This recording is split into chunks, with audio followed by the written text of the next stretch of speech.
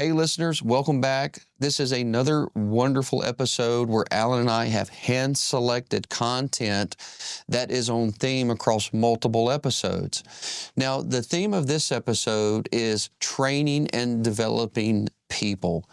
Now, I saw a study, and this study is very powerful to me. It came out of the Harvard Business Review, and it said that when companies train their people, they boost retention, they keep their people longer, they build internal company morale, and here is the other big thing that occurs, is they boost the profitability, the overall profitability of a company by 21% just by training. See, we don't believe here, and nor does Alan believe, that training is an option.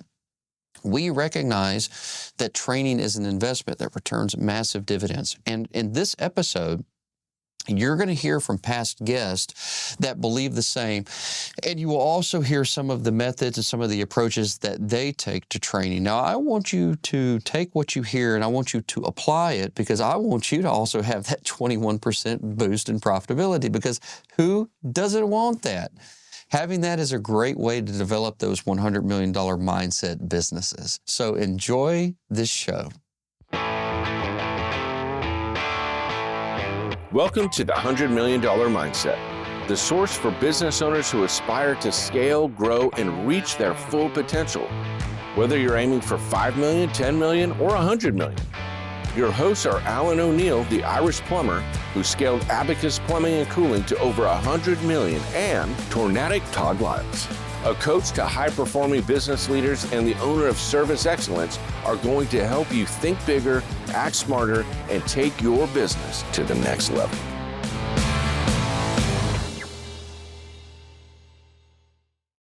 Training is so critical. It is a key system that you should have. It is a key process, if you will. It should have intention behind it. Now, in training, there is a difference between an event versus a system. So I'm going to go to our guest, Aaron, here. How would you define a training event versus a training system? Right at the top, an event seems like something you experience or you attend. A system could be something that's built in. Maybe it's on the back end. Maybe it's more of a methodology or a process or infrastructure. That's kind of the first thing that comes to mind. A training event, if you're sending your people, a lot of people do outside training. Let me send you to some type of training. Those can be good in a lot of ways because there's peers. You get to see things at a larger scale. Sometimes getting away from the office is kind of fun. You're learning in an environment that's typically kind of engaging and whatnot. There's a lot of good that comes from training events. The training system, in my opinion, is more of about consistency and methodology. So if you have a training system, then you probably have a way to discover what should we train on. Right. You have a way to deliver that training to where your people are actually learning something. They're not just hearing or receiving information from you. And that training system always also has a mechanism in to track. Is the training working or not? Are we working on the right things, moving the needle in the right direction? So the good thing about systems is they're repeatable, and you can grow them, you can scale them, you can get consistent, predictable results. Where a training event, it's kind of like a come and a go. It's like, wow, that was awesome. I learned so much. Wow, it was a great time. But I don't know how much application always comes with those. Right. I think those are the two things that come to mind with those two. I have a interesting thought about the idea of paying a trainer such as us or someone else large sums of money to come in for just a day and you just watch me sell. And my interesting thought about this is that if I've only got a trainer for a day and they're going to charge very large sums of money, and all you do is let one technician watch you sell, you've probably wasted a lot of money. I don't think that that's very scalable, and nor do I think it's very repeatable. Now, if you've got a lot of time and you're inside of that company and you're going to be there for days or weeks, or you actually work for it, do that a lot. But just to do it for one day, it seems like not enough is caught in that one instance that it makes the value worth it. But I know there's lots of people that are in the training world that do that, and people get super excited, and I'll find out from them, like, well, how did it go? How'd your guy? Your guy was super excited, but how was his results? Well, he can't do it. Of course he can't do it. He watched a guy who mastered doing this for 2 years do it for 2 calls. Why would he be able to do it just because he watched it? Right. So I'm actually being judgmental. I'll be very honest, Alan and Aaron. I'm being judgmental going, I, as a professional trainer, think that Just if all you get to do is that 1 or 2 times, it's a huge waste of money. I think that should be an accumulation of lots and lots and lots of training where a person is mentally caught on and they're not seeing it for the first time. They're seeing it for the 20th time, but now they're seeing it in real life. It's like there was a lot of practice that happened before then.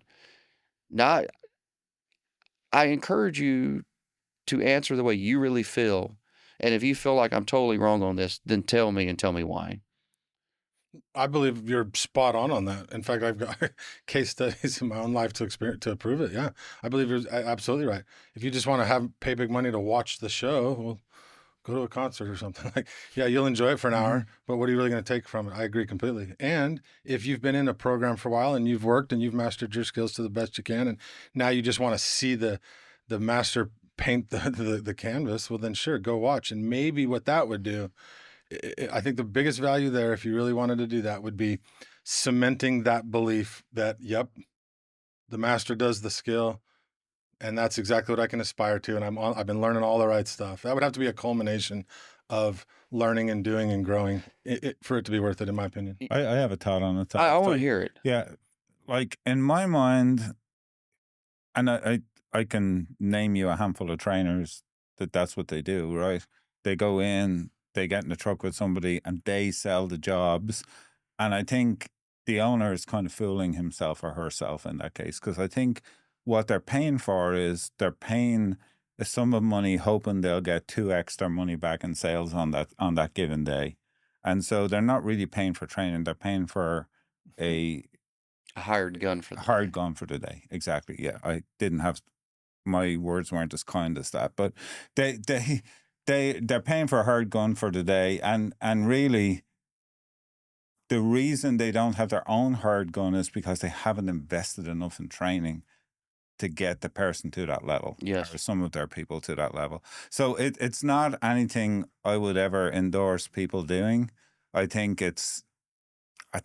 you'll make a little bit of money on the day if you're lucky, if the guy performs and he sells $50,000 and you pay $25,000 for the day or whatever it might be. It's not really serving your team, no. I don't think. So, because managers, they're technicians first usually, and then they learn and they get excited and they want to be out of the truck. You're a manager, you're out of the truck. Well, the smart move is, if you're the GM, is to say, now get back in the truck on the passenger seat. They think they've arrived in the office, but there's no relationship built in the office. There's no hands-on knowing what they're doing done in the office. So that's one of the things we did at Abacus once we got them through the 100 days and up and running, was we set a clear expectation that service managers are in the field. You have your days in the field every week. You must go out and work with your people. And that's how one of the ways we turned electrical around so quick is by getting in the truck with them. There's no better way to build a relationship with your team member and show them that you're willing to try to, even if you're not great at it, and coaching them through in the moment. Because otherwise you're just training blindly. You're just guessing. You're not really improving behaviors, no matter how much you train, if you don't actually know what they're doing, right? So I love that. If you got technology to do it, great. If you got a clipboard and a piece of paper to do it, great. If you do it one day a week or every day, great. But do more ride-alongs, get with your people. And ride-alongs could be the accounting team or the office staff, sitting with the people, watching them do their job, making sure they are able to do it. And if not, figuring out the gaps so you can help them fill it in with skills.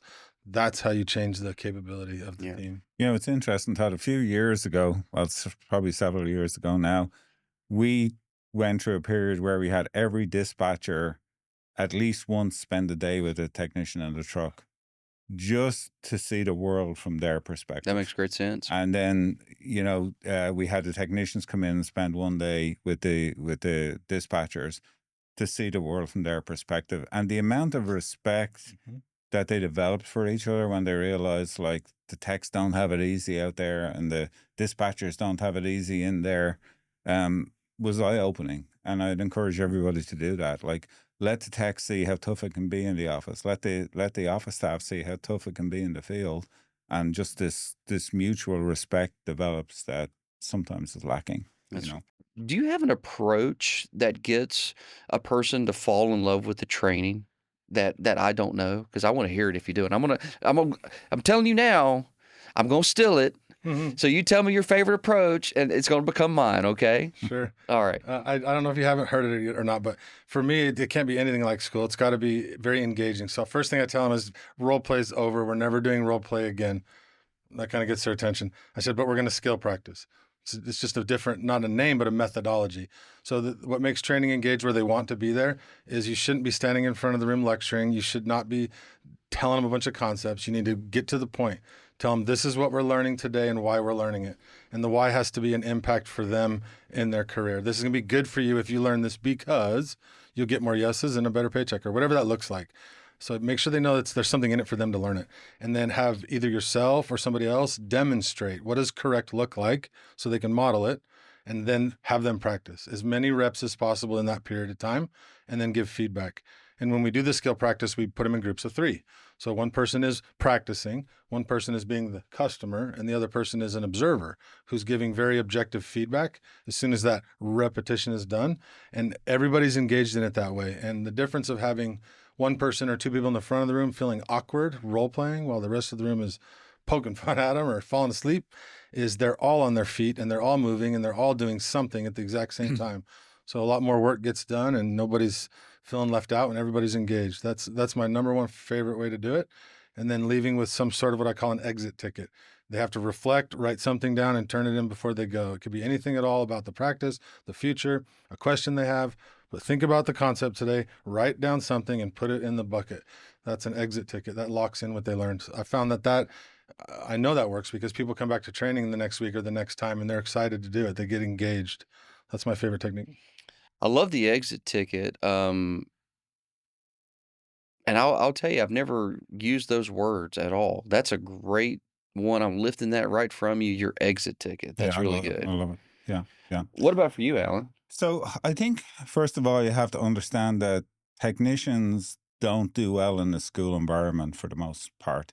I like to say, like, I didn't love school when I was a kid, and I felt like it was something I had to do. So I was always in the half of the class that made the top half possible.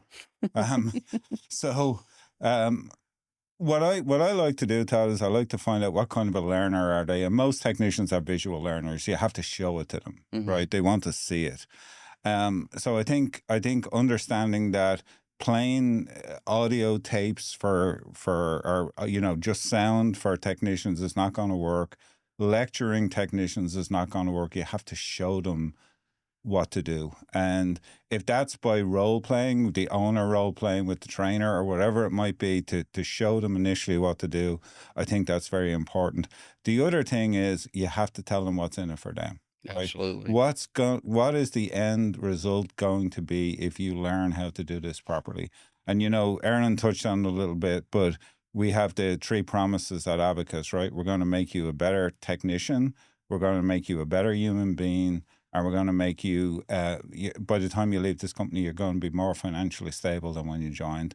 And so I think it's pointing out to them that by putting in some effort on the front end and partaking in the training, there's going to be a happy end result for you. I'll tell you when I remember it because I teach on it a lot, and that's whole being quiet at the close and letting your salesman lose a sale. I don't know your takes on that, but you got to let them lose sometimes, even though you probably could have sold it, right? This guy, he wanted me to go with him and watch him because he struggled to do inspections on the whole house for members. That was his thing he's working on. He's like, Aaron, I think I've got this, man. I've been practicing so much. Come on, coach, let me show you. I go on this plumbing call with him. Best inspection I've ever seen. Homeowner's totally engaged, taught her everything. He's an expert, building rapport.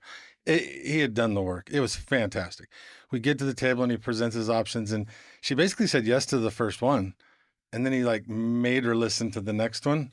And she's like, no, I really like that one. And he made her listen to the rest. And he kept telling her, no, I have to give 3 options. We always give options. And he just was completely oblivious at that moment what he was doing right there. His ears were probably ringing. Yeah. And the customer's looking at me going, what is he doing? Like, I'm trying to buy that one.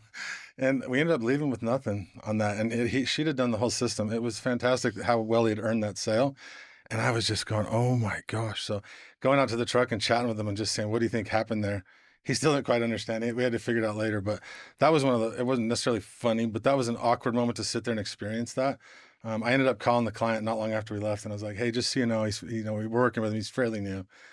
do you want us to get some of this work done? We'd love to come back and take. She's like, yeah, come back out and send someone out.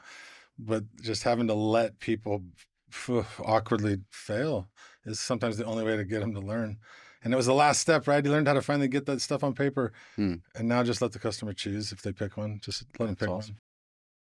Let's talk about Impact, your internal leadership academy. Why did you build that, Gus, and what does it teach? Yeah, so we have an internal thing. We do it for all of our organizations. Our four main tenets is it's called HT3, which is hire, train, treat, and transition right. So hire, train, treat, and transition right. That's all we pretty much talk about. If everything falls into one of those four things, that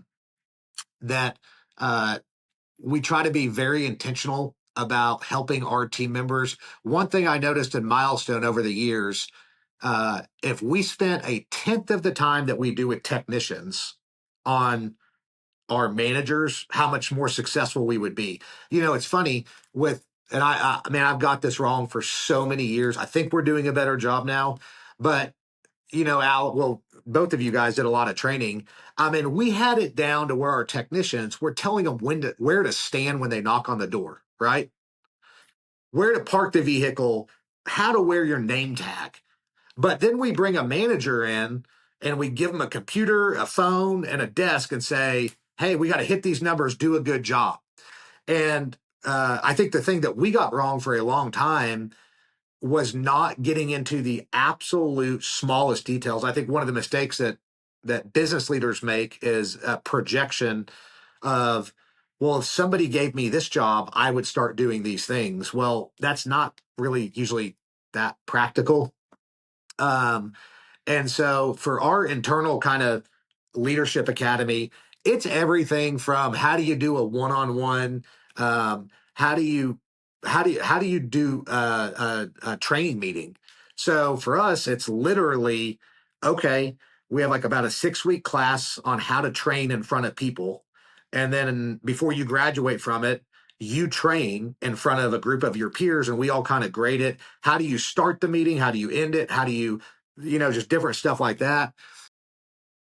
All right, there it is. An episode all about how training and developing people improves companies as a whole. If you're a listener to this show, and I know you are, you wouldn't be here, right? Then you understand the power of this. And what I'm going to say for today's episode is that I hope you're actually consistently training your people, because if you are, you're going to get wonderful benefits out of it. And if you're not, then it's probably because you don't know how to set up a training program or you don't feel comfortable doing it, whatever the case may be. Here's what I'm going to say to you. You can reach out to me, contact me. I'll visit with you with no obligation and talk to you about how you can set up training internally inside of your company, whether that's you do it yourself or whether that's you partner with a company like us or someone else. But I really believe in this, and I know the power of it, and I want you to experience it. So, listener, if you need help, reach out. Todd at toddliles.com, and I'm more than happy to assist you in setting up your training program. Hey, thanks so much for watching the show this week. Head over to toddliles.com/mindset to get the show notes. Please make sure to like, subscribe, and follow so you never miss a new episode of the show. And if you enjoyed this episode, then share it. It really helps us get the word out. You've been watching the $100 Million Mindset with Alan O'Neill and Tornadic Todd Liles.